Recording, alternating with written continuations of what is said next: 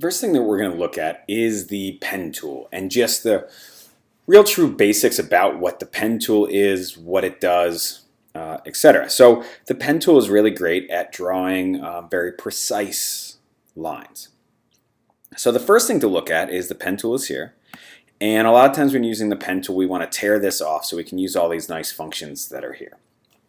The second thing is usually when you're drawing with the pen tool, it's really great at drawing points and paths. Not so much about filling shapes. So I'm actually going to turn the fill off and I'm going to change the stroke. I'm going to leave it as black for now, but I'm going to up the stroke weight here, which is up at the top. So the thing you have to realize with the pen tool is it goes point to point to point. So as I click, you can see in the new one they have this rubber band feature, which is amazing. So you can see where your next point is going to go. But watch when I click and hold, right? So I clicked and now I hold, and you can see as I drag, it's going to change my curves. Now this is called a Bezier curve. And these handlebars are allowing me to manipulate this curve. Now the hard part for a lot of students is where do I place these points? Because a lot of times you're not going to use the pen tool to freeform draw. Like I'm not probably going to do this. I'm probably going to be drawing over top of something. And that's what we'll get to in the coming up videos. But I do want to just show you some basics as far as using this pen tool. So I would recommend all of you probably starting with a click and then drawing your point instead of a click and drag. Because it looks like when I do a click and drag, I'm actually drawing a line, but it's not. So now when I try to get this straight line going down, you say, wait a minute, it's curved, right? So I recommend starting with a click and then draw your point out. So let's say we're drawing up here and we want to draw another curve. I can click and drag. And if you hold the shift key, you constrain those proportions so you can have a nice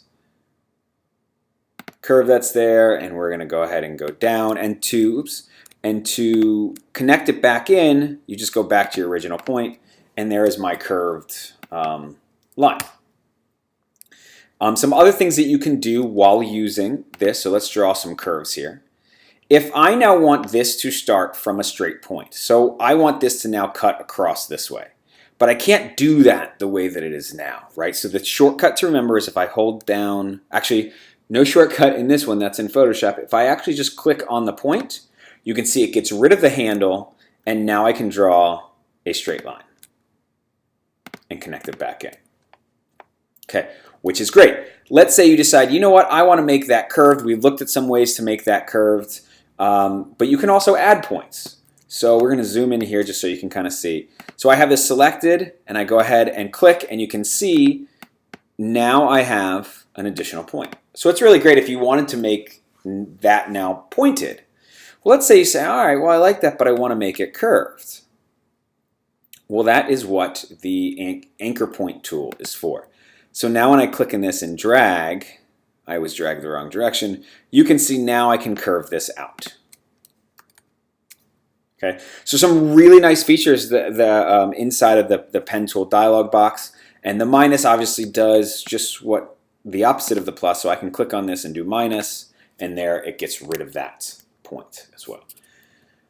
One other thing before we leave this particular video on this is I'm going to make a curve, and let's say I want to change this curve a little bit.